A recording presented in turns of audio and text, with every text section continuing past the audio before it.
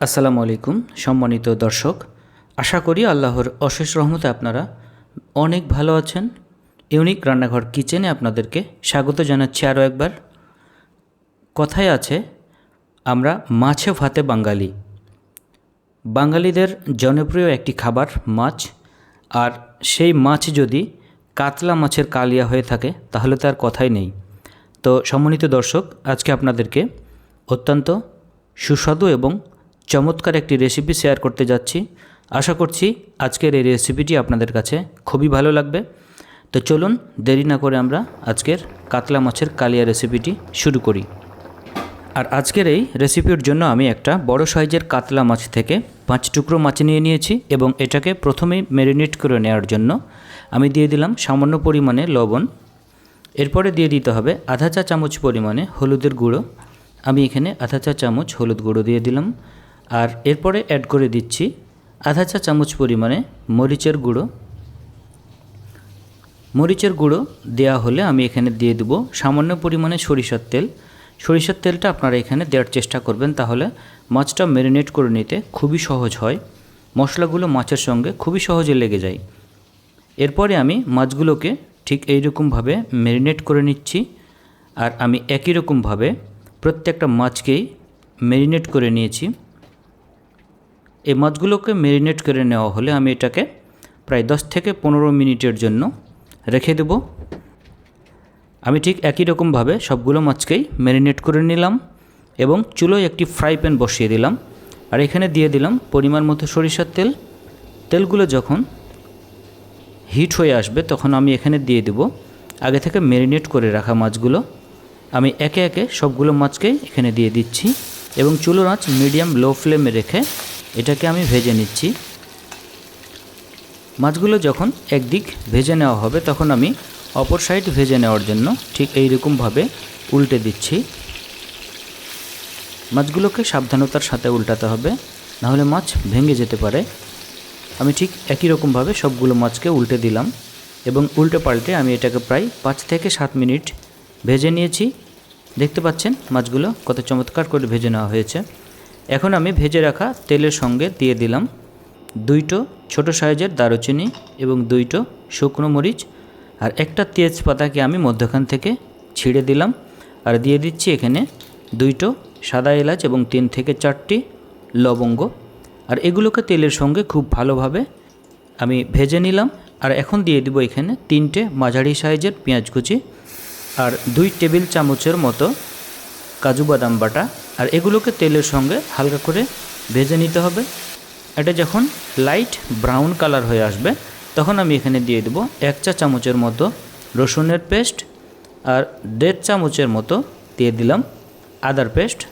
আর দিয়ে দেবো 1 চা চামচ হলুদের গুঁড়ো আর দিয়ে দিতে হবে 1 চা চামচ মরিচের গুঁড়ো।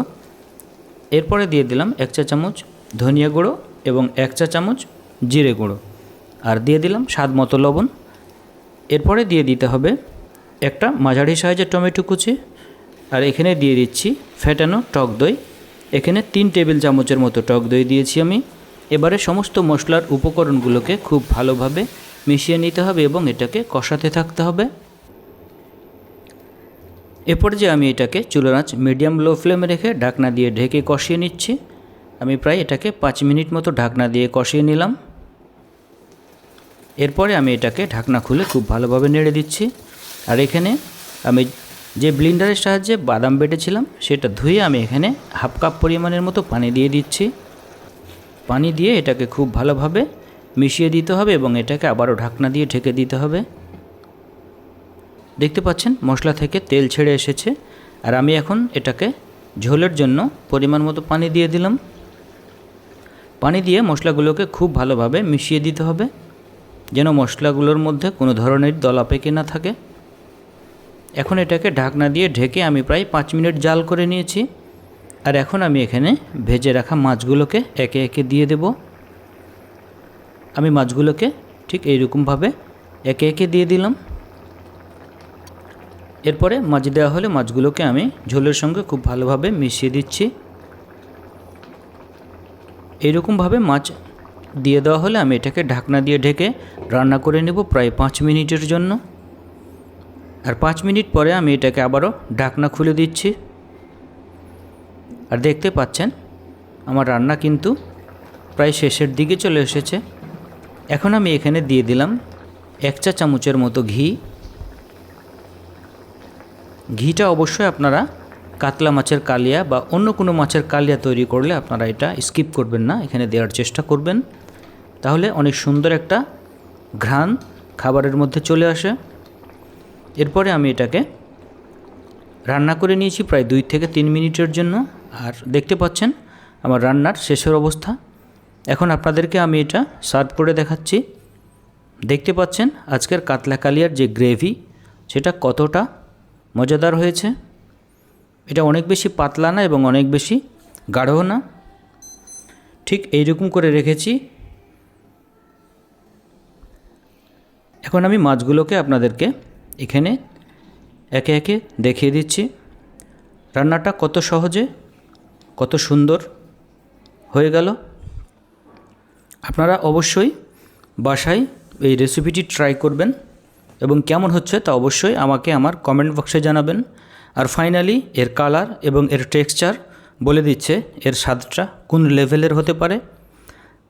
তো বন্ধুরা, আজকে আর কথা না বাড়িয়ে বিদায় নিচ্ছি। দেখা হবে আবারও সামনের সহজ কোনো রেসিপি নিয়ে। ততক্ষণ পর্যন্ত আপনারা ভালো থাকবেন, সুস্থ থাকবেন এই কামনা করছি। খোদা হাফেজ।